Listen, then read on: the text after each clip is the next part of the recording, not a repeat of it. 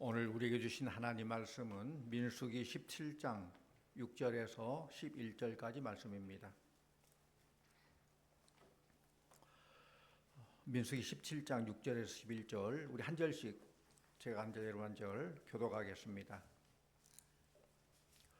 모세가 이스라엘 자손에게 말하매 그들의 지휘관들이 각 지파대로 지팡이 하나씩을 그에게 주었으니 그 지팡이가 모두 12이라. 그 중에 아론의 지팡이가 있었더라.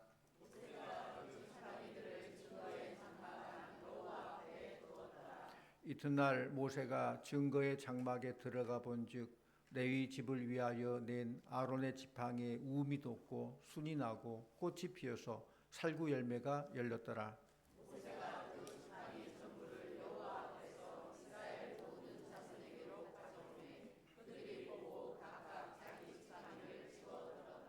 여호와께서 또 모세에게 이르시되 아론의 지팡이는 증거궤 앞으로 도로 가져다가 거기 간직하여 반역한 자에 대한 표징이 되게 하여 그들로 내게 대한 원망을 그치고 죽지 않게 할지니라.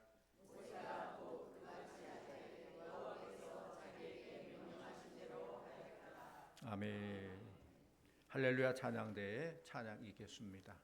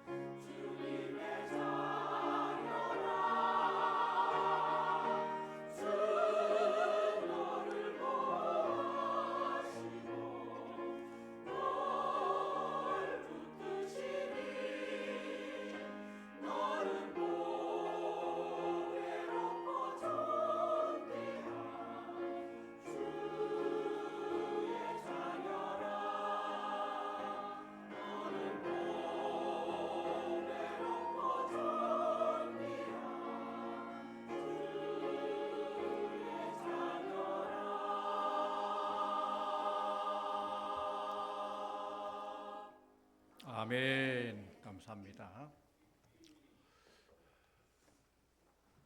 아무리 아름답고 예쁜 꽃이라 할지라도 그 꽃에 생명이 없다면은 그 가치는 오래가지 못할 것입니다. 반대로 들에 피어 있는 한들기 풀이라 할지라도 들풀이라 할지라도 가까이 보면 얼마나 아름답고 신비한지 몰라요. 또 그 향기가 아주 그윽하니 참 좋은 것을 보게 됩니다. 성도님들, 죽은 물고기와 산 물고기의 차이를 알겠습니까? 아무리 큰 물고기라 할지라도 죽은 물고기는 물결의 흐름에 따라 떠내려갈 수밖에 없어요. 왜냐하면 생명이 없기 때문에. 그렇지만 살아있는 물고기는 비록 작은 송사를 할지라도 물결을 거슬러서 올라갈 수가 있습니다. 헬라에서 보면은 우리 생명을 크게 둘로 나눠 말하는데요. 우리는 그냥 생명 그럼 끝나는데 헬라어는 두 가지로 구분해서 말합니다. 육신의 생명, 한시적인 생명을 푸시케라고 말하고 영적인 생명을 조에라고 말합니다. 육의 생명인 푸시케는 있지만은 영의 생명인 조에가 없는 사람들이 참 많이 있습니다. 우리 그리스도인들은 육의 생명인 푸시키도 있고 영의 생명인 조에도 있는 사람들이에요. 이럴 때 우리의 생명은 온전한 생명이라고 볼 수 있습니다. 아무리 돈을 잘 벌고 높은 지위에 있다 할지라도 그 속에 참 생명인 조에가 없다면 헛된 거예요. 잠깐 낙을 누릴지 모르지만은 영생을 누리지 못하죠. 참 생명이 없으면서도 겉만 번지르르하게 꾸미고 뭔가 들어있는 것처럼 행색을 한다면 그건 자기 기만이고 회칠한 무덤입니다. 회칠한 무덤 뭔지 아십니까? 말 그대로 무덤에다 회를 칠한 거예요. 예루살렘에 가면 예루살렘 건너편에 공동 묘지가 있어요. 거기는 주로 돌로 무덤을 만들어 놓는데 유대인들은 죽음을 만지면은 시체나 묘지를 만지면은 부정탄다고 해요. 부정하다고 해요. 그래서 스치면 안 돼요. 근데 밤에 몰래가 밤에 그냥 가다가 자기도 모르는 사이에 무덤 만질 수 있어요. 그걸 방지하기 위해서 무덤에다가 하얀 회를 칠해요. 그러면 달빛, 별빛 때문에 반사돼서 구분이 돼서 피해갈 수가 있죠. 회칠한 무덤에 회를 칠하면 겉에서 보기는 하얗고 뭐 괜찮게 보이는데 그 속에는 뭐가 있어요? 부정한 시체가 있어요. 셰익스피어는 말하기를 썩은 백합꽃은 잡초보다도 더 많은 악취를 풍긴다 그랬어요. 겉으로 화려하고 아름다운 꽃일수록 생명을 다하면 좀 지저분한 것을 보게 돼요. 이른 봄에 핀 하얀 목련, 백목련 꽃 얼마나 아름답고 예뻐요. 고상하고 또 꽃이 귀할 때 피니까 참 귀하게 여겨지지요. 그런데 그 생명이 다하고 그 꽃이 떨어진 거 보면은 참 지저분해요. 거기다가 비까지 와가지고 그럼 얼마나 지저분해 보이는지 몰라요. 성도님들, 육적인 생명인 푸시케는 유한적이지만 누구든지 죽을 수밖에 없지만 그러나 영적인 생명인 조에는 무한하고 영원합니다. 하나님의 세상을 이처럼 사랑하사 독생자를 주셨으니 이는 그를 믿는 자마다 영생을 얻게 하려 함이라. 이 영생이 바로 영적인 생명인 조예요. 잠깐의 삶이 아니에요. 예수께서 내가 온 것은 양으로 생명을 얻게 하고 더 풍성히 얻게 하는 것이라 했는데 예수님께서 오심으로 우리가 얻을 수 있는 생명, 이것이 바로 참 생명인 조예요. 예수님께서 내가 곧 길이요 진리요 생명이다 말씀하셨는데 예수님이 참 생명인 조예라는 말씀입니다. 우리 요한복음 5장 24절 말씀 함께 보고 납니다.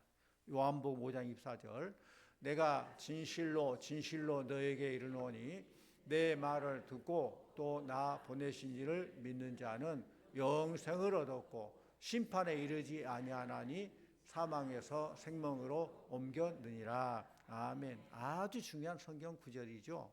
이것은 다 외워놓으세요. 내가 진실로 진실로 너에게 이르노니, 헬라어로 말하면 진실로는 아멘이에요. 아멘 아멘 하고 시작이 되는 거예요. 반복했다는 것은 강조하는 것이죠. 중요하다는 것이죠. 근데 보통 말을 하고 그 다음에 아멘 하잖아요. 기도할 때도 기도하고 아멘 하잖아요. 일반적이에요. 근데 우리 예수님께서 너무 강조하기 위해서 이건 뭐 따질 거 말 것도 없다. 이거 듣고 그대로 순종해야 된다. 그럴 때는 앞에다 해요. 그리고 아멘 아멘 진실로 진실로 너에게 이르노니 그렇게 말씀한 거예요. 생명이신 예수님 말씀 듣고 하나님 믿는 자는 참 생명인 조회 곧 영생을 얻었다라고 선언하는 거예요. 얻을 것이다가 아니에요. 사망이 생명을 옮길 것이다가 아니에요. 이미 옮겼느니라 라고 말씀하고 있습니다.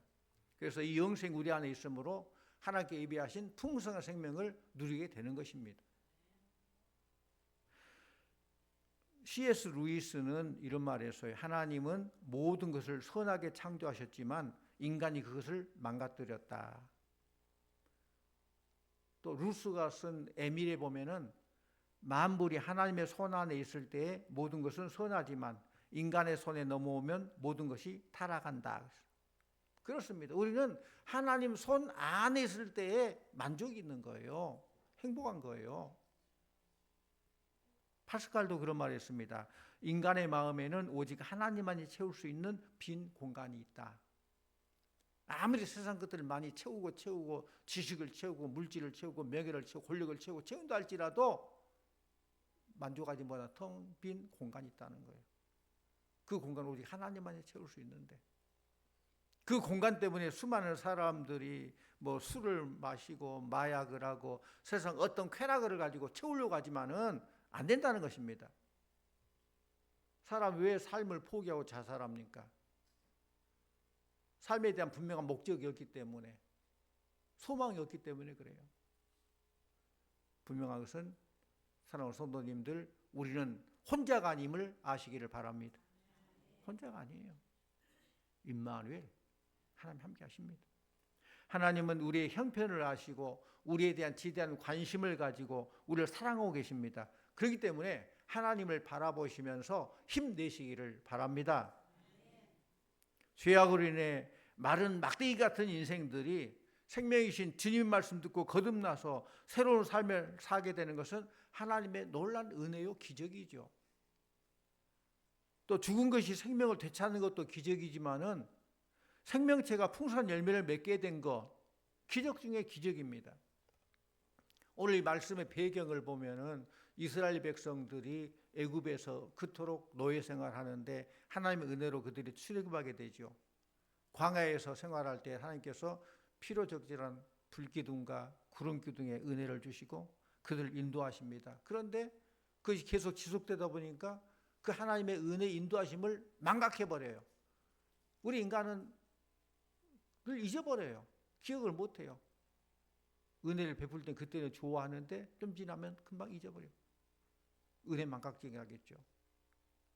오랜 광야 생활에서 지친 백성들은 이제 원망과 불평이 나오기 시작을 해요. 오늘 본문의 바로 앞에 장인 16장의 말씀 보면은 고라 일당이 합법적으로 지도자가 된 모세와 아하론에게 도전해서 정권을 창탈하려고 하고, 그러니까 하나님께서 징계를 하는 거예요. 아론과 모세의 권위에 도전해서 제사장도 아니면서 분향했던 250명의 회중의 지도자들이 동시에 땅에 갈라져 가지고 생매장되는 그런 벌을 받았어요.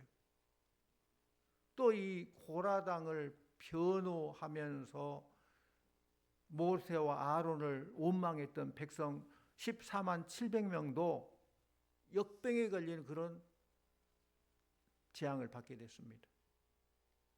이 사람들의 반역 행위는 단순히 모세나 아론에 대한 어떤 시기 질투가 아니라 더 나아가서 하나님의 주권과 통치를 무시한 결과예요. 자신들의 의도대로 하나님을 조정하고 하지 않은 그런 교만한 행위의 결과입니다.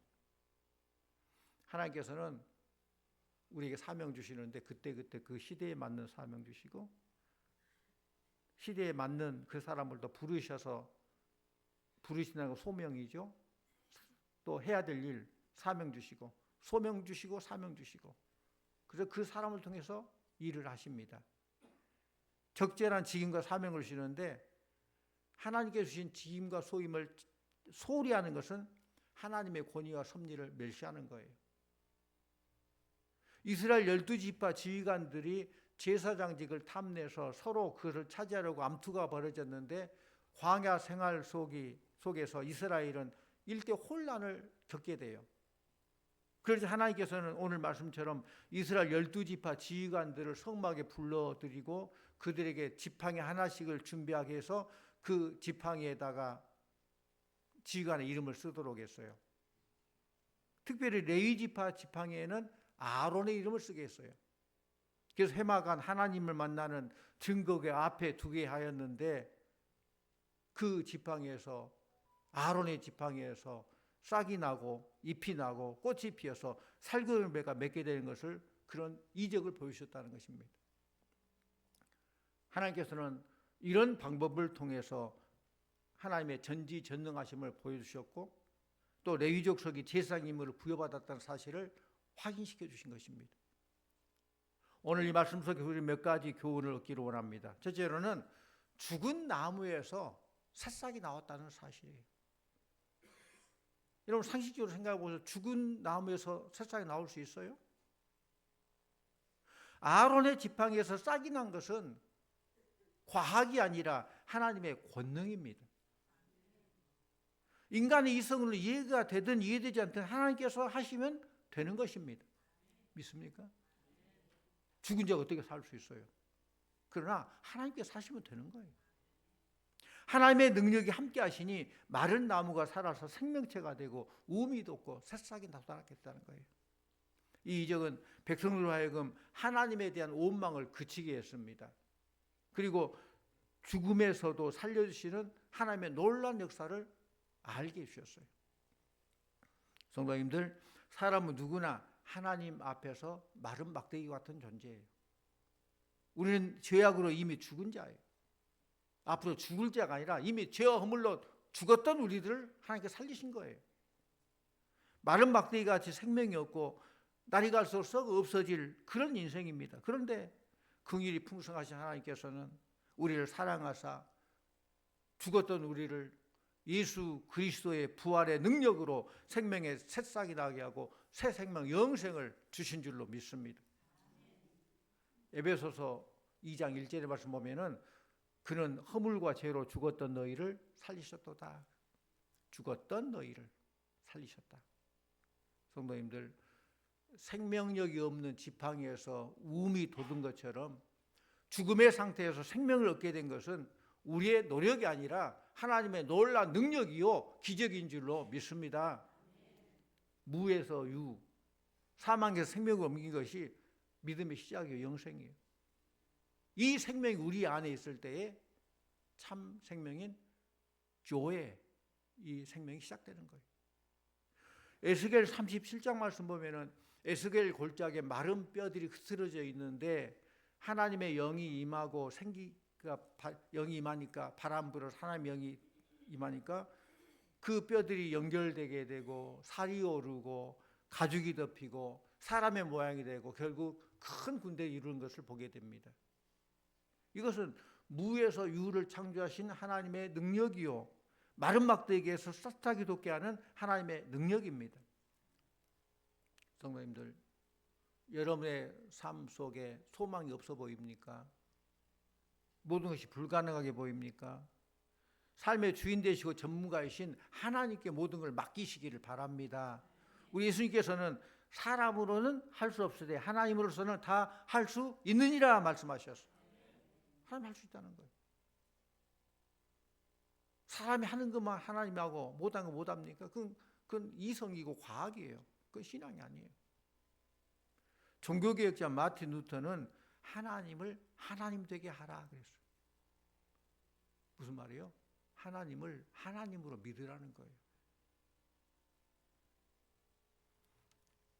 하루는 알렉산더 대왕이 정복을 다 마치고 그 정복에 수고했던 공신들을 다 모아놓고 상을 주려고 그들의 소원을 물어봤어요. 소원을 말하라. 내가 소원대로 상을 베풀겠노라. 얼마나 좋습니까?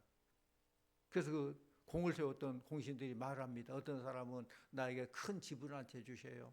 어떤 사람은 그동안 전쟁하느라고 집에도 못 갔는데 한 1년쯤 좀 휴가 좀 내주세요. 또 어떤 사람은 나에게 많은 돈을 주세요. 어떤 사람은 나에게 높은 지위를 하나 주세요.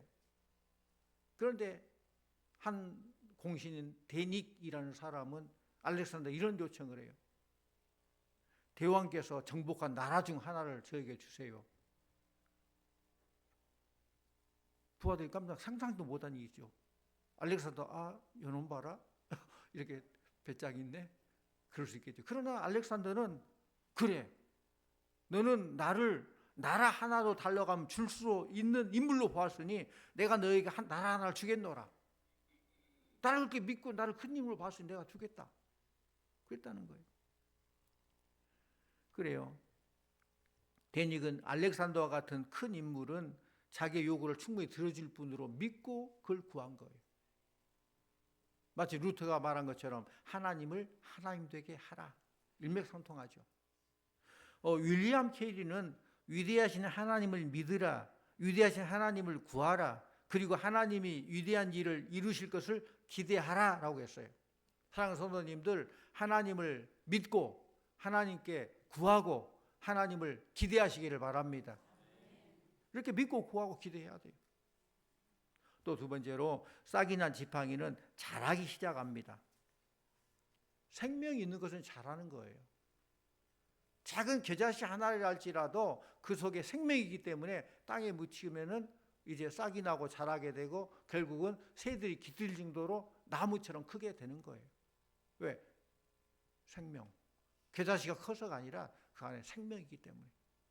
우리 성도들이 예수님을 영접하여 새 생명을 얻었으면은 그 생명이 자라야 합니다.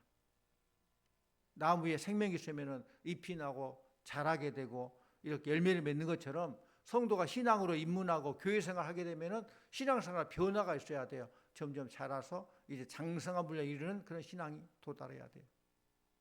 바울은 너희 속에 그리스도의 형상이 이루기까지 성장하라 그랬어요. 자라는데 어디를 목표로 두냐? 예수님처럼 그리스도의 장성한 이르기까지, 그리스도의 형상이 이르기까지 계속 오늘도 더 주님 닮아가고 내일도 주님 닮아가고 계속 성화의 삶을 살아가라는 거예요. 히브리서 5장 12절 말씀 보면은 젖이나 먹고 단단한 식물을 못 먹을 자가 되지 말고 장성한 신앙인으로 자라야 한다라고 했어요. 우리는 믿음의 순이 잘 자라서 어린아이 신앙이 아닌 믿음의 어른이 돼야 돼요. 믿음은 생명력이기 때문에 자라는 것이 특징이에요. 아직도 교회 안에서 자라야 될 사람이 자라지 못한 경우가 있어요. 자라야 할 때가 됐는데도 자라지 못할 때는 뭔가 문제가 있는 거죠. 어린아이가 처음에는 젖을 먹죠. 그런데 나중에는 밥도 먹게 되죠. 밥을 먹을 어린아이가 밥맛을 알게 되면 나중에는 우유도 막 안 먹으려고 밥 먹으려고. 그 밥맛을 알아서 그래요. 그만큼 컸다는 거예요. 우리의 신앙도 그렇습니다. 때가 되면은 이제는 단단한 식물도 먹을 수 있고 소화도 잘 시켜 성장해야 돼요. 신앙 연주가 지났는데 아직도 젖이나 빨고 있고 단단한 걸 먹으면 그냥 소화불량 걸리고 설사하고 그러면 안 되잖아요. 다 그에 맞게 믿음이 성장해 나가야 된다는 것입니다. 영적 성장이 있을 때에 개인도 잘 되고 가정도 잘 되고 이 나라도 잘 되게 될 줄로 믿습니다. 또 세 번째로 싹이 난 나무는 꽃이 피어야 합니다. 성도는 삶을 통해서 믿음의 절정에 우뚝 설 때가 있어요. 전성기라고 하죠, 보통. 이때는 하나님과 가장 가까이 할 때, 열심히 모일 때, 전도할 때, 그리고 교회 생활에 최고로 막 충성하며 봉사할 때, 그때는 믿음의 전성기, 절정기, 꽃이 피는 때이기 때문에 열심히 해도 막 너무너무 좋은 거예요. 피곤치도 않아요. 열심히 해도 내가 더 해야 되는데 그런 마음이 생긴다는 것이죠. 우리 성도님들의 삶이 이처럼 최고의 절정을 이루는 믿음의 전성기가 되시기를 바랍니다. 제가 문제 하나 드리겠습니다. 이 아론의 쌍난 지팡이 무슨 나무일까요? 네, 잘 아시네요. 살구나무. 왜? 살구 열매가 맺었잖아요. 이 살구나무는 히브리어로 사케드 그래. 사케드. 그 뜻이 뭐냐? 깨어있다. 그 말 깨어있다. 그러니까 살구나무 이른 봄에 일찍 깨어서 꽃을 피운다는 거예요. 살구 꽃이 피어 열매했다는 그만큼 깨어있는 그런 것을 상징적으로 말하고 있어요. 그럼 더 어려운 문제 내겠어요. 살구나무에는 무슨 꽃이 필까요? 더 어려운 문제 내겠어요. 살구꽃이 피면 어떤 열매가 맺을까요? 아이고, 대단하십니다. 이건 너무나도 당연하지만 굉장히 중요한 거예요. 살구꽃에서 살구꽃이 피듯이, 살구나무에 꽃이 피듯이, 살구꽃 향기를 드러내듯이 우리 그리스도인은 그리스도의 꽃을 피우고 그리스도의 향기를 드러내야 될 줄로 믿습니다. 우리 고린도후서 2장 15절 말씀 같이 봅니다. 고린도후서 2장 15절. 우리는 구원받는 자들에게 망하는 자들에게나 하나님 앞에서 그리스도의 향기니. 아멘. 우리는 뭐라고요? 그리스도의 향기다라고 했어요. 향기가 멀리 갈 때에 향기가 진하면 진할수록 더 멀리 퍼지겠죠. 그러다 멀리 있는 벌나비도 그 향기를 맡고 찾아오겠죠. 제가 말씀드렸지만은 그 벌나비가 대단해서 찾아온 게 아니라 따지고 보면 향기가 그 멀리까지 갔다는 거예요. 벌나비 그 향기를 맡고 온 거예요.